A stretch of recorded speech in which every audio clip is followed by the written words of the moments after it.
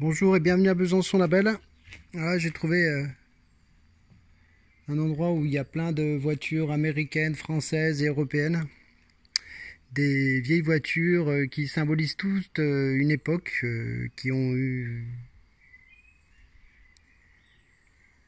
la classe à cette époque et qui sont maintenant toutes cotées. Et ce qui est surprenant, c'est qu'elles sont pratiquement toutes réunies ici. Et ça va de la Peugeot, Pontiac, Cadillac, Ford Mustang, Coccinelle, 4L, DS.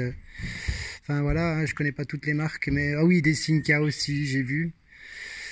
Voilà, là vous reconnaissez, là 4L, juste derrière le cul, là c'est une DS. On va essayer de faire un petit peu le tour. Alors en fait, les toits sont tous défoncés parce que les gens en fait qui sont venus précédemment en fait sont montés dessus et ont tout enfoncé les toits. Donc c'est tout dans un piteux état. Donc comme il n'y a pas de passage, moi je vais certainement aussi faire pareil pour passer. Je vais passer, je vais monter sur les toits ou sur les ailes. Ah voilà, 4L.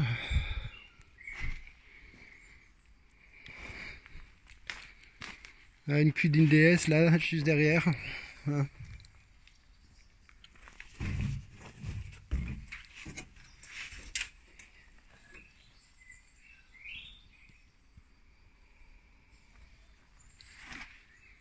Là aussi, une autre DS, enfin le reste. Hein. Je vais passer par le coffre. Oh bah tiens, il y a encore des suspensions dans celle-là. Donc la DS là que je vous disais. Là. Les restes d'une DS.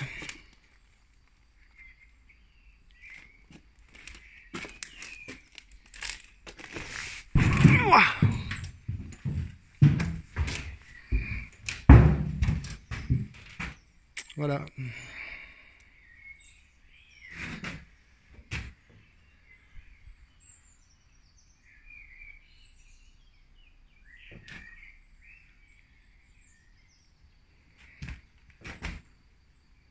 Il y en a quelques-unes qui sont encore en super état, enfin en super état, dans la mesure du possible. Mais disons qu'en fait, j'ai déjà vu là des trucs, des gens qui restaurent des épaves. Là, ils peuvent, j'en ai compté 6, où tu peux faire quelque chose. Hein. Ça est tranquille. Ça fait un peu mal. Ça fait un peu mal aux fesses de voir ça.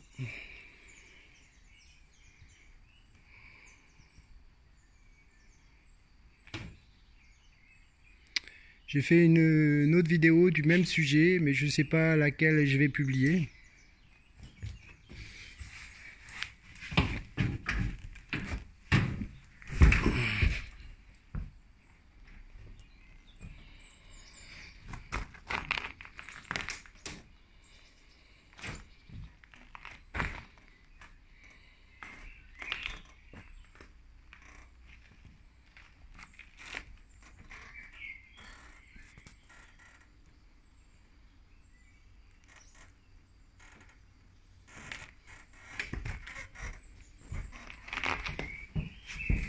Il y en a encore où il reste des morceaux, le bloc moteur en tout cas, il est dedans, dans celle-là.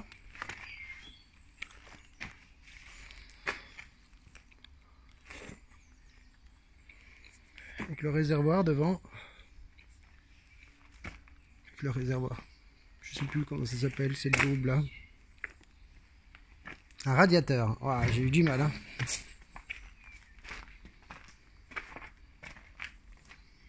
Là, c'est la plus grosse des américaines, enfin d'un point de vue taille. Hein. Celle-là, elle est vraiment énorme. Hein, on prend celle-là, puis juste celle-là à côté. Ouais, c'est pas la même dimension. Hein. Bon. Là aussi, il reste une grosse partie, mais on voit que bah, tout le dessus en fait a été enlevé. J'espère qu'il a été récupéré et que quelqu'un s'en sert. Lui-même collectionne les voitures. Et le capot, il fait au moins 20 kilos. Quoi. Ah, à l'époque, voilà, il faisait des voitures. Elles étaient solides. Hein. C'est pas comme maintenant. Hein.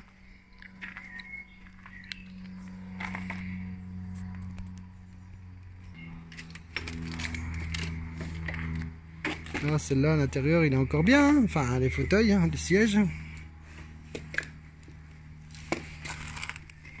Bon là il y a manqué une partie. Là aussi il y a encore un peu de moteur là. Je me demande si c'est pas la boîte à vitesse qui reste.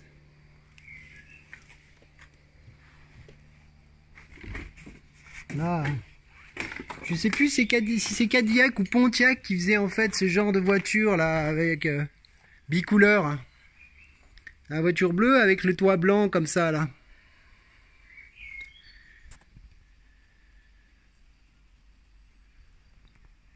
D'ailleurs, je recommence parce que je me suis pas rendu compte, mais les deux là, la Bordeaux là et la bleue, c'est les deux mêmes. C'est les deux mêmes voitures. Là avec le toit blanc, la bleue, toit blanc, et la Bordeaux avec le toit noir. C'est exactement les mêmes voitures. Ah, c'est les mêmes. Ah, je vois un signe, je me demande si c'est pas. Je sais pas si c'est pas Pontiac ou. Enfin, je sais pas, j'espère ne pas me tromper. On va faire le sauvage, hein. Voilà, moi, en général, moi, je casse jamais rien. Enfin, je casse jamais rien quand je fais un urbex.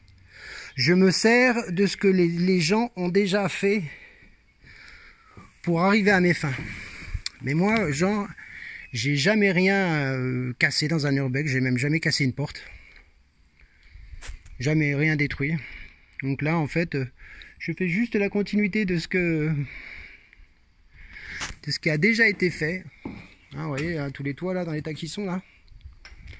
Tous, sans aucune exception. Hein. Vous mettrez sur pause. Tous les toits, en fait, ils sont enfoncés. Tous, sans aucune exception.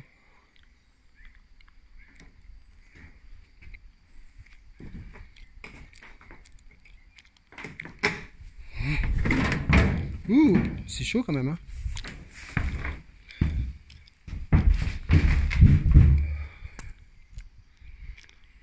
Là, une coccinelle juste là. Là, la bleue, vu la taille, je pense que ça doit être une grosse ricaine aussi.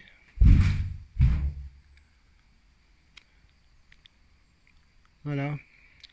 Bon. On va en rester là parce que cet endroit est particulièrement frustrant pour moi. Donc sur ce, je vous souhaite une bonne journée.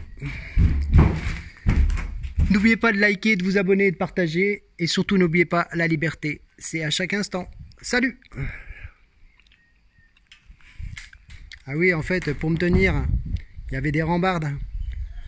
Là. Sinon, je serais tombé. Salut!